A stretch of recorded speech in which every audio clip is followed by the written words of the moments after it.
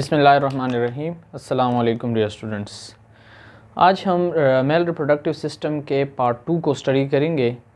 इससे पहले आप काइंडली पार्ट 1 को देख लें, क्योंकि उसमें हमने पूरे मेल रिप्रोडक्टिव सिस्टम का ओवरव्यू किया था। ठीक है, उसमें हमने बात की थी कि कहाँ से हमारे साथ मेल रिप्रोडक्टिव सिस्टम स्टार्ट होती है और कहाँ पर एंड होती है।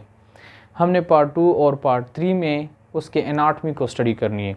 यानी आज जो हमारा टॉपिक है वो टेस्टिस के बारे में है और स्पर्मेटोजेनेसिस के बारे में है कि टेस्टिस का जो फंक्शन है यानी स्पर्म प्रोडक्शन वो किस तरह से होती है और कहाँ कहाँ से होती है। कल हमने यानी लास्ट लेक्चर में हमने बात की थी कि फिर स्पर्म ने फ़्लो किस तरह करना है। ठीक है, इसके बाद जो हमारा टॉपिक होगा वो इंशाल्लाह ताला पेनिस के ऊपर होगा और एनाटमी ऑफ पेनिस के ऊपर होगा कि कैसे हमारे साथ एक स्पर्म फ़्लो करती है through the male reproductive system to the vagina यानी female reproductive system. So testis outside the abdominal cavity मौजूद होते हैं और ये पेयर में होती हैं। ठीक है, outside the abdominal cavity in a pouch like structure which is called scrotum. ठीक है, जो हमारे साथ टेस्टिस होती हैं वो पेयर में होती हैं और जो लोअर एब्डोमिनल कैविटी है उससे बाहर होती हैं। ठीक है, और उससे जो बाहर होती हैं यानी पाउच लाइक स्ट्रक्चर में होती हैं जिसे हम स्क्रूटम कहते हैं। एक एमसीक्यूज़ आता है इस पर कि why they are outside from the body, why not inside the body. ठीक है, यानी फॉर एग्जांपल हम कहते हैं कि फ़ीमेल की अगर हम ओवरी की बात करें तो वो इनसाइड द एब्डोमिनल कैविटी होती है, लेकिन अगर हम एग्स की बात करें, क्योंकि एक भी ओवरी क्या करती है वो भी एक फॉर्मेशन कर रही है, लेकिन यहाँ पर टेस्टिस भी क्या कर रही है, स्पर्म फॉर्मेशन कर रही हैं। अब रिमेंबर दैट के ह्यूमन का जो नॉर्मल टेम्परेचर है बॉडी का वो 37 डिग्री सेंटीग्रेड है। ठीक है, लेकिन स्पर्मेटोजेनेसिस के लिए यानी स्पर्म प्रोडक्शन के लिए क्या होता है, 35 डिग्री सेंटीग्रेड दरकार होता है। इसलिए अल्लाह ताला ने क्या किया है, इसको आउटसाइड फ्रॉम द बॉडी रखा हुआ है और इसके लिए एक अलग टेम्परेचर रखा हुआ है, इसीलिए ये आउटसाइड होते हैं। ठीक है, so remember that MCQs. It is oval in shape and in pair. Length आप देख सकते हैं कि 4 to 5 सेंटीमीटर तक होती है। ठीक है, और अगर विड्थ में देखें तो ये 2 से 3 सेंटीमीटर के दरमियान होती हैं। ठीक है, मेल गोनेड्स, इसे हम मेल गोनेड्स भी कहते हैं, और काम इसका क्या है, स्पर्म की प्रोडक्शन करनी है और मेल सेक्स हार्मोन यानी टेस्टोस्टेरोन या एज ए होल इसे हम एंड्रोजेंस कहते हैं, फिर मेल में इसे हम टेस्टोस्टेरोन हार्मोन्स कहते हैं। मेल गोनेड्स का काम क्या है, स्पर्मेटोजेनेसिस करना है और कौन सा हार्मोन्स को रिलीज़ करना है या उसको बनाना भी और फिर इसको सिक्रीट करना है। Each testis enclosed in fibrous coat. ठीक है, जो हमारे साथ टेस्टिस हैं, ठीक है, इनसाइड में, इसको हम कहते हैं कि ये इनक्लोज्ड होती हैं एक फाइब्रस कोट में जिसे हम ट्यूनिका अल्बिगिनी कहते हैं। ठीक है, आउटर पेरिटोनियल कोट जिसे हम ट्यूनिका वेजिनैलिस कहते हैं। Each testes have about 200 to 300 compartments. ठीक है, every testis have those 200 से लेकर 300 compartments होते हैं जिसे हम testicular lobules कहते हैं। ठीक है, या simple lobule भी कहते हैं। ठीक है, testicular lobule में फिर आगे testicular lobule में क्या होता है, every testicular lobules have colloid structures. ठीक है, colloid tubule like structure which is called seminiferous tubules. याद रखना है कि every testis have 200 to 300 compartment which is called testicular lobules, and then every testicular lobules have a colloid या complex structure which is called seminiferous tubule. ये भी याद रखना है MCQs के लिए कि every testicular lobule या one lobule have 1 to 4 seminiferous tubules. ठीक है, each testicular lobule or lobule contain 1 to 4 seminiferous tubules. ठीक है, अब हम बात करते हैं कि seminiferous tubules में क्या होता है। स्ट्रक्चर में पर और भी डिटेल से बात होगी, पहले आप थ्योरी को देख लें थोड़ा सा। seminiferous tubules have 2 type of cells. The one is serotolite cells जिसे हम नर्स सेल्स भी कहते हैं।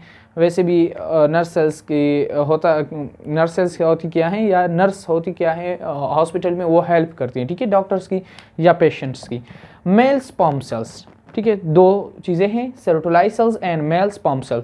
सेरोटोलाइट सेल्स का काम क्या होता है, provide nutrition on germ cells, यानी जर्म सेल्स कौन से हैं, जो स्पर्म सेल्स होती हैं। ठीक है, दे आर कोबाइडल सेल्स, ठीक है, जो प्रोड्यूस करते हैं स्पर्मेटोगोनिया, किस चीज़ के ज़रिए से, बाय माइटोसिस। जो फर्स्ट डिवीजन होती है, और फिर उस माइटोसिस से प्राइमरी स्पर्मेटोसाइट्स बनते हैं जो कि माइटोसिस के ज़रिए से होती हैं। After that then it undergo meiosis, फिर इसमें मियोसिस 1 होती है जिसे हेप्लॉइड सेल्स बनते हैं, एंड उस हेप्लॉइड सेल्स को फिर हम सेकेंडरी स्पर्मेटोसाइट्स कहते हैं जो कि हेप्लॉइड होती हैं। फिर वही सेकेंडरी स्पर्मेटोसाइट्स क्या करते हैं, स्पर्मेटिड्स बनाते हैं। This is simply we can call that spermatogenesis, ठीक है। आफ्टर दैट जो रीजन हमारे साथ सेमिनिफेरस ट्यूब्यूल्स के साथ मौजूद होता है आउटर, ठीक है, उसे हम इंटरस्टिशियल स्पेसेस कहते हैं, और उसी इंटरस्टिशियल स्पेसेस में हमारे साथ सेल्स मौजूद होते हैं जिसे हम इंटरस्टिशियल सेल्स भी कहते हैं या उसे हम लेडिंग सेल्स कहते हैं, जिनका काम क्या है, हार्मोन सिक्रीशन है। कौन से हार्मोन, एंड्रोजेंस हार्मोन, या हम कह सकते हैं कि testosterone hormone secretion. After that हम मेल स्पर्म सेल्स की बात करते हैं, तो मेल स्पर्म सेल्स कौन सी सेल्स होती हैं, जो कि स्पर्मेटोजोआ की फॉर्मेशन करती हैं, ठीक है, या हम जर्म सेल्स से कहते हैं। चले आते हैं एनाटॉमी की तरफ या स्ट्रक्चर की तरफ आते हैं। सो आउटर लेयर यानी जो हमारे साथ एक पाउच लाइक स्ट्रक्चर मौजूद है जिसे हम स्क्रूटम कहते हैं, ठीक है। स्क्रूटम के बाद हम डायरेक्टली बात करते हैं स्क्रूटल केविटी की। स्क्रूटल केविटी के इनसाइड पे जब हम जाते हैं तो हमारे साथ आउटर एक्सटर्नल लेयर जो मौजूद होता है उसे हम क्या कहते हैं, पेरिटोनियल कोट को टूनिका विजेनल्स कहते हैं। उसके बाद दूसरी लेयर मौजूद होती है जिसे हम टूनिका अल्बुगिनी कहते हैं। आफ्टर दैट हमने बात की कि हमारे साथ लब्यूल्स मौजूद होते हैं, like that 1 लब्यूल, 2nd लब्यूल, 3rd लब्यूल, 4th लब्यूल, और इसी के अंदर हमारे साथ सेमिनिफेरस ट्यूब्यूल्स मौजूद होते हैं, like for example like that 1 2 3 4 तक हमारे साथ सेमिनिफेरस ट्यूब्यूल्स मौजूद होते हैं, ठीक है। अब डिफरेंट सेमिनिफेरस ट्यूब्यूल्स यानी एक लब्यूल को हमने लिया और उसमें हमारे साथ 1 से लेकर 4 तक एक ही सेमिनिफेरस ट्यूब्यूल हो गया, 2 हो गए, 3 हो गए, 4 हो गए, जितने भी आप लें 4 तक, ठीक है, सेमिनिफेरस ट्यूब्यूल्स मौजूद होती हैं उसमें, ठीक है। आफ्टर दैट हम कहते हैं कि एक लब्यूल और दूसरे लब्यूल के दरमियान थोड़ी सी जगह होती है, ठीक है, स्पेस होती है, उसे हम सेप्टा कहते हैं, ठीक है। So that one is called septa. After that होता क्या है, जब यहाँ से स्पर्म बन जाती हैं तो स्पर्म को इकट्ठा करने के लिए दूसरी एक रीजन मौजूद होती है जिसे हम रिटी टेस्टिस कहते हैं। क्या कहते हैं, रिटी टेस्टिस, ये ग्रीन वाला, ठीक है। यहाँ से स्पर्म प्रोडक्शन हो जाती है, रिटी टेस्टिस में आती है, रिटी टेस्टिस से फिर क्या करती हैं, शाबाश, हेड ऑफ एपिडाइडेमिस आती है। एपिडाइडेमिस को हमने लास्ट लेक्चर में डिटेल से पढ़ा था। एपिडाइडेमिस आती हैं, एपिडाइडेमिस के हेड पोर्शन में आती हैं, हेड पोर्शन से फिर बॉडी में आती हैं, ठीक है। एपिडाइडेमिस के 3 पोर्शन है, head portion, body portion and tail portion. After that it will move to the tail, ठीक है, और टेल के बाद फिर ये क्या करते हैं, शाबाश, डक्टस वेज डिफरेंस में आती हैं। यानी एपिडाइडेमिस के 3 portion, head portion, body portion and tail portion. Sperm क्या कर रहा है, सेमिनिफेरस ट्यूब्यूल से रिटी टेस्टिस में, रिटी टेस्टिस का काम क्या है, इसको कलेक्ट करना है, इसको कलेक्ट करना है, ठीक है। हमने किडनी के स्ट्रक्चर में पढ़ा था कि वहाँ से भी क्या होता है, फिर एक ही पाइप उसको कलेक्ट कर लेता है, ठीक है। इसी तरह रिटी टेस्टिस भी इसको कलेक्ट कर लेता है और एपिडाइडेमिस को दे देता है। एपिडाइडेमिस से मूव करते हुए कहाँ पर आ जाता है, एपिडाइडेमिस के टेल में आता है और फिर वेजा डिफरेंस के थ्रू आउटसाइड द टेस्टिस चली जाती है, यानी आउटसाइड द टेस्टिस चली जाती हैं और फिर जाती है कहाँ पर, वो भी हमने लास्ट लेक्चर में पढ़ा था, लेकिन इसको हम इंशाल्लाह दोबारा रिवाइज करेंगे पेनिस के स्ट्रक्चर में कि कैसे हमारे साथ मूवमेंट करती है। ओके, अब आते हैं हमारे स्पर्मेटोजेनेसिस की तरफ कि हमारे साथ स्पर्म फॉर्मेशन कैसे होती है, स्पर्म बनती किस तरह है। तो यहाँ से हम एक लब्यूल को लेते हैं, लब्यूल को मैंने लिया, लब्यूल के मिड पर हमारे साथ ल्यूमन मौजूद होता है, ठीक है, जिस पर हमारे साथ स्पर्म इकट्ठे होते हैं और फिर क्या करते हैं, रिटी टेस्टिस में और फिर एपिडाइडेमिस में जाते हैं। ओके, एक लब्यूल के स्ट्रक्चर को जब हमने लिया तो उसके आउटर लेयर हमारे साथ फाइब्रोब्लास्ट का बना हुआ था, यानी कौन से सेल्स के, फाइब्रोब्लास्ट सेल्स का बना हुआ था। उसके अंदर अगर हम देखें तो हमारे साथ डिफरेंट सेल्स मौजूद होती हैं, लेकिन उन सेल्स के दरमियान में स्पेसेस मौजूद हैं।